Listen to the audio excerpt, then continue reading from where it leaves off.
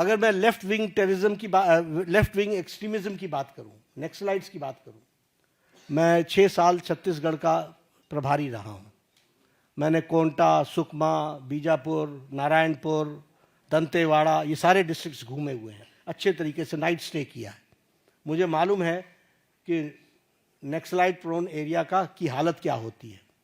लेकिन आपको जान करके खुशी होगी कि affected districts have declined from 126 to 18 districts, और सारे top left wing extremist leaders eliminate हो चुके हैं,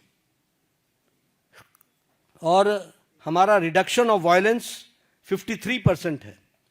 जो फेटलिटीज सिक्योरिटी फोर्सेस की होती थी उसका रिडक्शन 72% है, और रिडक्शन ऑफ डेथ 70% है। तो लगभग हम उसको समाप्त करने की ओर आगे बढ़ चुके हैं। एक समय था कि एक डिफेंस मिनिस्टर ये कहते थे कि हम बॉर्डर के रोड्स इसलिए नहीं बनाते हैं ताकि दुश्मनों को आने का मौका न मिले,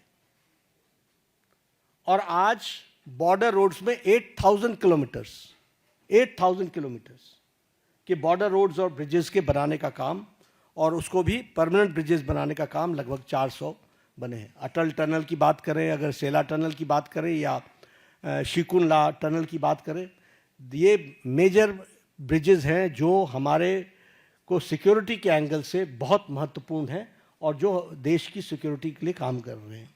इंफ्रास्ट्रक्चर की बात अगर मैं करूं, रोड्स, एयरवेज, रेलवेज, ब्रिजेस, तो बड़ी लंबी फहरिस्त है उसकी, जो उस पर चर्चा करेंगे।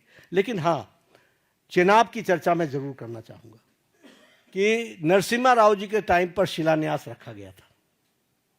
देखिए गवर्नमेंट के एक्शन को, नरसिम्हा राव जी के टाइम पर 1995 में रखा गया था, और इसको अटल जी ने project of national importance declare किया, और पूरा करने का काम प्रधानमंत्री मोदी जी ने 6 जून को, अभी 3 दिन पहले, उसको पूरा किया। वो भी हमको ध्यान में रखना चाहिए। तो इसलिए समस्याओं को टालते रहना ये इस सरकार की न रीति रही न नीति रही। सरकार ने समाज के सभी वर्गों की चिंता करते हुए कोशिश की कि उनके जीवन में सुधार हो, और आज पूरी ताकत के साथ हम विकसित भारत की ओर एक लंबी छलांग लेने के लिए तैयार हुए हैं।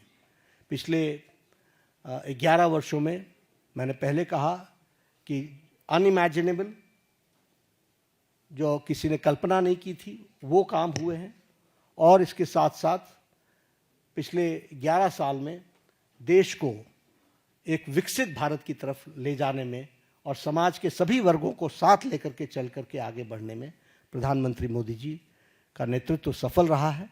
और आज 11 साल पूरे होने पर मैंने कोशिश की, it is very difficult to comprehend the whole work done in last 11 years, but I've tried to point out some major things, and I've tried to highlight the issues, the policies and programs जिनके माध्यम से इस कार्य को पूरा करने का काम प्रधानमंत्री मोदी जी ने किया है। धन्यवाद। बहुत बहुत धन्यवाद आदरणीय राष्ट्रीय अध्यक्ष जी। अभी अध्यक्ष जी के भाषण के दौरान, प्रेस वार्ता के दौरान ही बहुत बड़ी संख्या में आप लोगों के मैसेज आए हैं सवालों के लिए। इतनी बहुत बड़ी संख्या में आए हैं। हम कोशिश करेंगे कुछ सवालों का जरूर जवाब, सवाल आप लोगों के लिए। इसके एकदम बाद ही राष्ट्रीय अध्यक्ष जी को एक प्रदर्शनी का भी उद्घाटन करना, आप सब लोग उसमें भी आमंत्रित हैं। तो कुछ सवाल जरूर हम लोग कोशिश करेंगे कि आप लोगों के लिए। संजय जी। Devendra Parashar, India TV.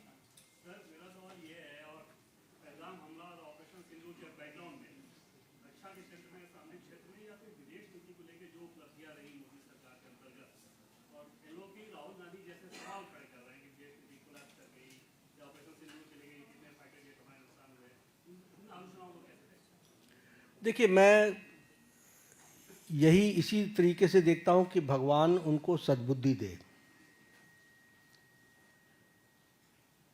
क्योंकि उनका उद्देश्य कम से कम समझना बड़ा मुश्किल है। ऑल पार्टी मीटिंग में आते हैं तो कहते हैं हम देश के साथ खड़े हैं, बाहर जाते हैं तो प्रश्न खड़े करते हैं, और प्रश्न भी वो खड़े करते हैं जो बेबुनियाद है। इसलिए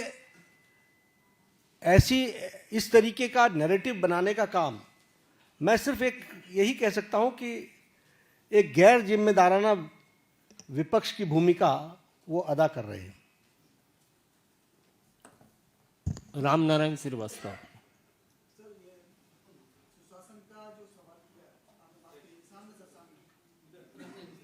हाँ, राम नारायण।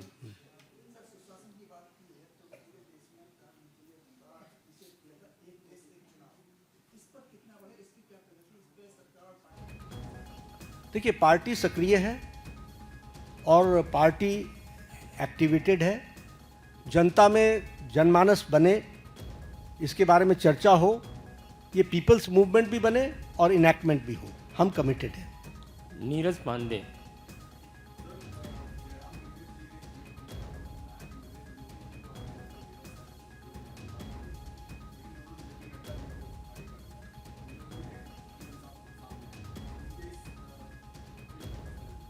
नहीं, मैंने यही कहा ना कि उनको आप उनको देखिए, उनकी सारी लीडरशिप को देखिए, चाहे जयराम रमेश जी भी मूल इशू पर कभी भी चर्चा नहीं करते।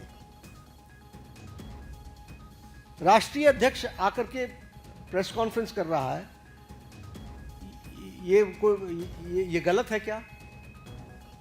सरकार के 11 साल पूरे हो रहे हैं और 11 साल पूरे होने पर पार्टी का जिस पार्टी का नेतृत्व है उसका अगर राष्ट्रीय अध्यक्ष एड्रेस करता है तो प्रॉब्लम क्या है? और जितना प्रधानमंत्री जी जनता से कन्वर्स करते हैं उतना तो शायद जयराम जी अपनी जिंदगी में किसी से बातचीत नहीं की हो। Akhilesh Singh, times of India.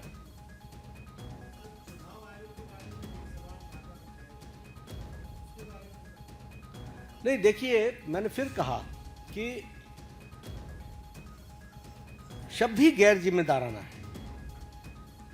आप हिमाचल जीत लेते हो, कर्नाटक जीत लेते हो, तब आपको कोई तकलीफ नहीं होती।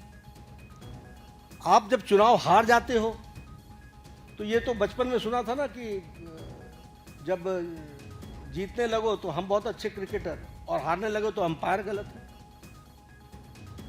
तो ये कोई तरीका थोड़ी ना है, सोचने का भी कोई तरीका नहीं है। और मैं सच बताता हूं, I am very serious about it. आप देखिए, उन्होंने 4 बार प्रेस कॉन्फ्रेंस किया, चारों में चारों अलग अलग आंकड़े हैं। इतने वोट जुड़ गए, इतने वोट जुड़ गए, हर बार आंकड़े अलग अलग हैं। तो जो इतने कैजुअल अप्रोच के साथ इतनी बड़ी संस्था को अटैक करते हो, कांग्रेस पार्टी को सोचना चाहिए कि उनका नेतृत्व कैसा है, क्या कर रहा है, क्या सोच रहा है, उसके बारे में वो सोचे। बिल्कुल जुड़ा हुआ नाम है। तो मैं तो इतना ही कहूंगा कि मैं ऑपोजिशन में रहा हूं। ऑपोजिशन को किस तरीके से सरकार में आना होता है, इसके तरीके अलग होते हैं। Akhilesh Sharma, India, NDTV.